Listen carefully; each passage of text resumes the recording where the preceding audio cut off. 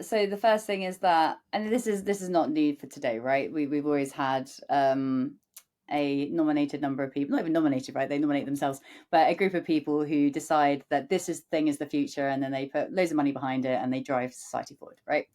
Um, so I wouldn't say it's new from that perspective. However, you've got a high concentration of wealth.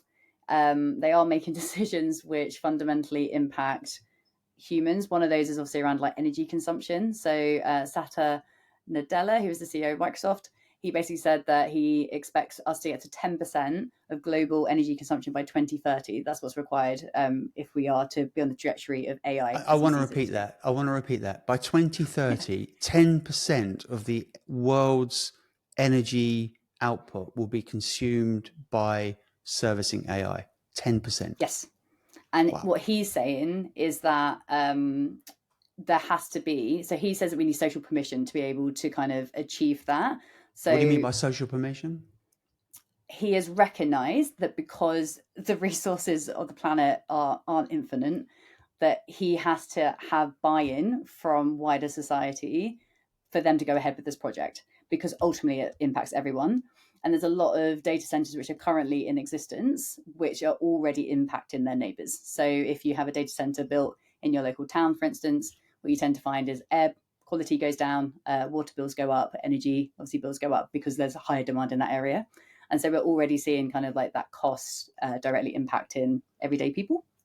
And so what Satya Nadella was alluding to was that we need permission from society if we are to reach that kind of 10%. Yeah. But I would So argue, to your point, allow me to be dramatic a second, all right? yeah, yeah. We've all seen Doctor Evil.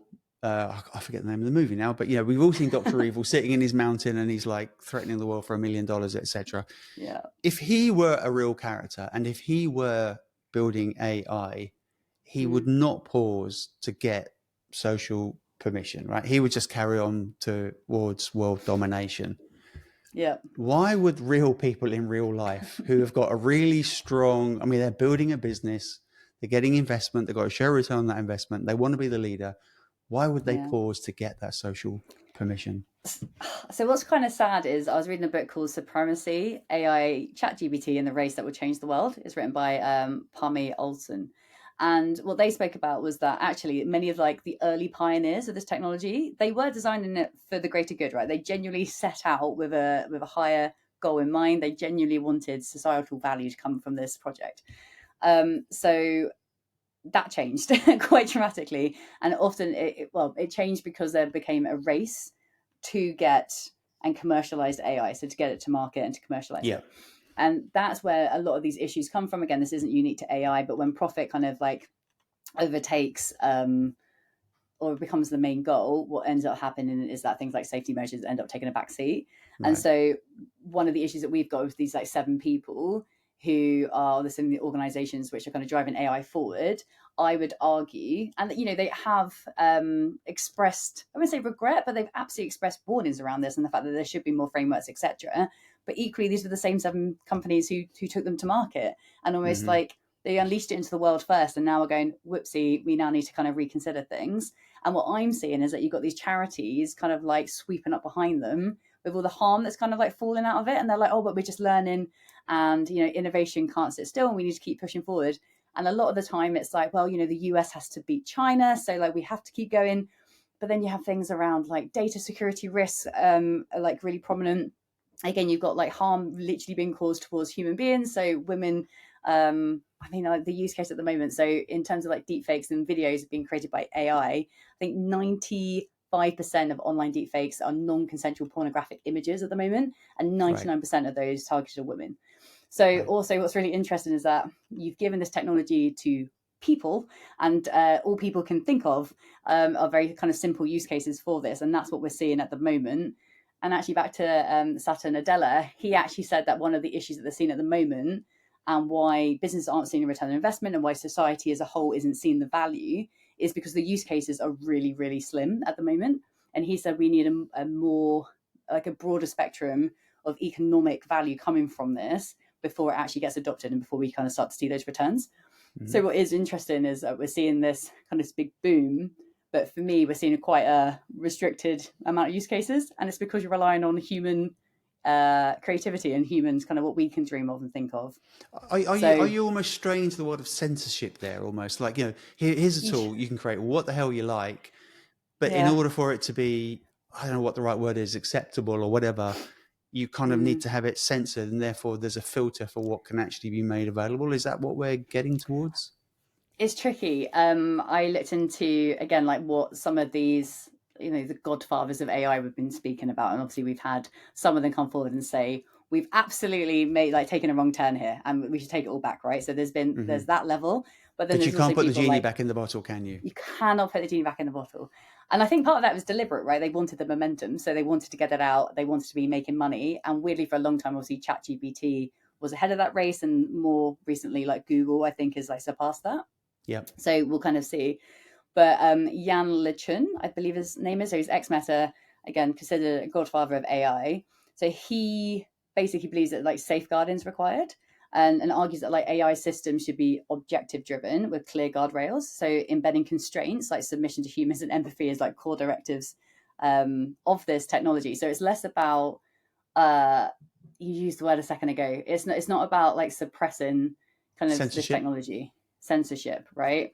But it is about recognizing that this technology it's invasive. It uses our Yeah. data.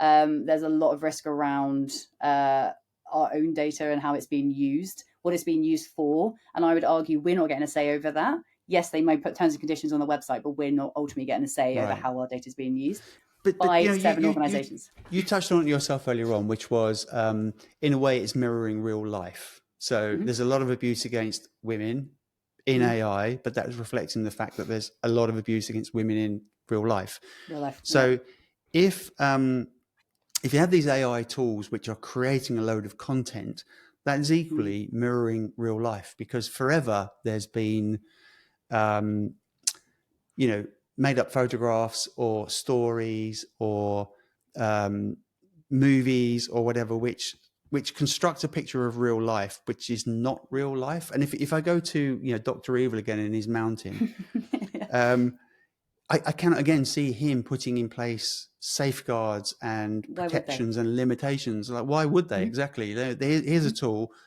Pay me money, knock your socks off, do what you like. And I'm just wondering to Yeah. what degree we can bring that sense of real life into AI in a world that's Mm. acceptable. So in a way that's acceptable to the big seven or whatever you want to call it, as well as everybody else. Yeah, and I think that's the piece that's missing for me. And it may be naivety on my behalf. It may be that again, I don't fully understand it, but I don't understand why society don't have a bigger say on this. Again, to the point where 10% of our energy consumption is going to go onto this one project that seven organizations are pushing. But I'd Yes. argue not everyone's had a say, and that's the direction that Yep. we want to go. Yep.